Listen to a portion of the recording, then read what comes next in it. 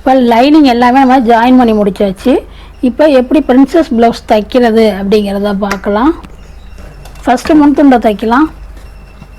Side பீஸை வந்து centre பீஸோட ஜாயின் பண்ணணும். ஜாயின் பண்ணும்போது ஆம் ஹோல்கிட்ட ரெண்டும் சமமாக வரணும். கீழே வந்து ஏற்றி இறக்கியிருந்தா அப்புறம் மடித்து தைக்கும் போது கட் பண்ணிக்கலாம். ஆம் ஹோல் பக்கம் மட்டும் ஆம் ஹோல் சைடு கரெக்டாக வச்சு ஜாயின் பண்ணுங்கள்.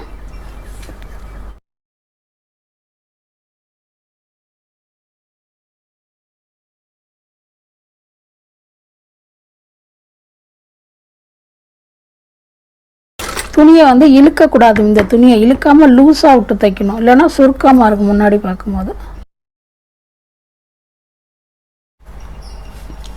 இந்த மேலே படிமான் தையல் போடுறதுனாலும் போட்டுக்கலாம். இல்லை அப்படின்னா ஓவர்லாக் பண்ணுறதா இருந்தால் இந்த தையல் மேலே இன்னொரு தையல் போட்டுக்கலாம்.